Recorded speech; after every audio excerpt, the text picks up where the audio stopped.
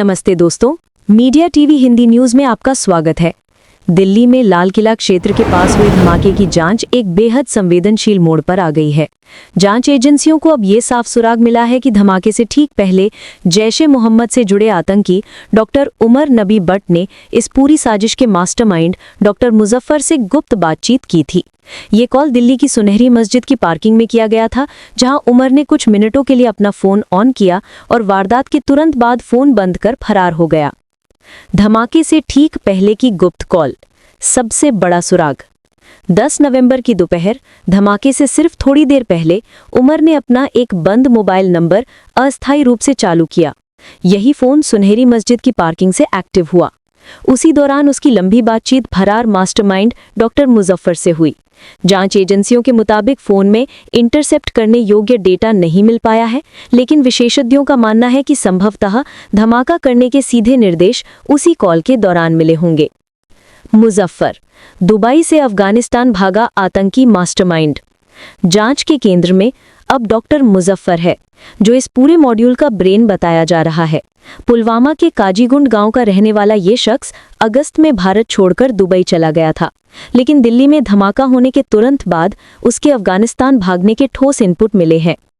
Intelligence सूत्रों के मुताबिक मुजफ्फर दुबई के जरिए पाकिस्तानी हैंडलर्स और भारत में एक्टिव मॉड्यूल के बीच कड़ी का काम कर रहा था।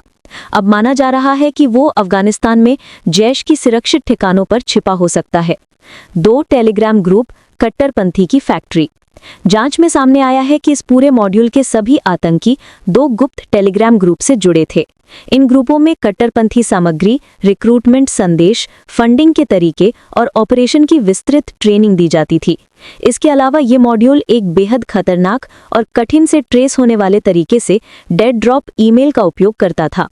इसमें सभी सदस्य एक ही ईमेल आईडी और पासवर्ड का इस्तेमाल करते थे। कोई भी सदस्य मेल को भेजता नहीं था, सिर्फ ड्राफ्ट में संदेश छोड़ दिया जाता था। बाकी सदस्य बिना सबूत छोड़े उस ड्राफ्ट को पढ़ लेते थे। ये तरीका वैश्विक आतंकी नेटवर्क में बेहद आम है और इसे ट्रेस करना लगभग असंभव होता है। उमर के 2 मोबाइल नंबर, दोनों अचानक बंद। जांच एजेंसियों को पता चला है कि उमर के पास 2 मोबाइल नंबर थे। दोनों नंबर 30 अक्टूबर की रात से ही बंद कर दिए गए थे, जब उसे पता चला कि उसका साथी डॉक्टर मुजम्मिल गिरफ्तार हो चुका है। लेकिन धमाके से पहले कुछ मिनटों के लिए दूसरा नंबर चालू होता है। यही सबसे बड़ी कड़ी है। सीसीटीवी फुटेज में भी वो फोन हाथ में पकड़े हुए देखा गया था, जिससे इस कॉल की पुष्टि होती है। मुजफ्फर और पाकिस्तानी नेटवर्क के बीच गुप्त लिंक। फरीदाबाद सहारनपुर मॉड्यूल के जिस नेटवर्क को एनआईए, जम्मू कश्मीर पुलिस, हरियाणा और यूपी पुलिस ने विगत महीनों में पकड़ा है, उसी नेटवर्क का सबसे बड़ा मास्टरमाइंड मुजफ्फर बताया जा रहा है। वो गिरफ्तार डॉक्टर आदिल का बड़ा भाई है, पाकिस्तानी हैंडलर्स के संपर्क में था, फंडिंग, भर्ती और ट्रेनिंग की जिम्मेदारी संभालता था और उकाशा नाम के कश्मीरी युवक से लगातार संपर्क में था। उकाशा भी जैश ए मोहम्मद का मुख्य कैडर है और उसके भी अफगानिस्तान में सक्रिय होने की जानकारी मिली है। तुर्की में हुई मुलाकात, यहीं तैयार हुआ ऑपरेशन। जांच में एक और बड़ा खुलासा हुआ है। उमर, मुजफ्फर और डॉक्टर मुजम्मिल पहले भी तुर्की जा चुके थे। इसी सफर के दौरान इनकी मुलाकात उकाशा से हुई, फंडिंग रूट पर चर्चा हुई, ऑपरेशन के लिए टीम बनाई गई और दिल्ली के हमले की शुरुआती प्लानिंग फाइनल की गई। इस मुलाकात के बाद से मॉड्यूल सक्रिय हो गया था और आदिल, मुजम्मिल, उमर तथा मौलवी इरफान को जोड़ने का काम भी मुजफ्फर ने ही किया था। भाई आदिल की गिरफ्तारी के बाद मुजफ्फर भागा अफगानिस्तान। सूत्रों का कहना है कि जब एनआईए ने साहा फरीदाबाद मॉड्यूल पर रेड की और आदिल को गिरफ्तार किया, उसके कुछ ही घंटे भीतर मुजफ्फर देश से भाग निकला। पहले वो दुबई गया और फिर वहां से अफगानिस्तान। इस वजह से अब भारत जल्द ही उसके खिलाफ रेड कॉर्नर नोटिस जारी करने की तैयारी में है। जांच एजेंसियों का मानना है कि मुजफ्फर की गिरफ्तारी इस पूरे मॉड्यूल की रीढ़ तोड़ देगी और इससे कई अन्य छिपे नेटवर्क सामने आएंगे। क्या धमाके के आदेश अफगानिस्तान से मिले? सबसे बड़ा सवाल अब यही है।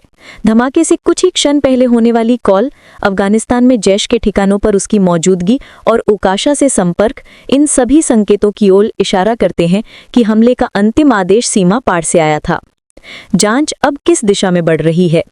जांच एजेंसियां अब उमर के स्थानीय मददगारों, उसके ठिकानों, फंडिंग के स्रोत, Telegram network, email draft system और कॉल डिटेल्स पर फोकस कर रही हैं। ध्यान इस बात पर है कि दिल्ली जैसे शहर में आतंकी इतने समय तक कैसे सक्रिय रहे और क्या उन्हें स्थानीय समर्थन मिला था।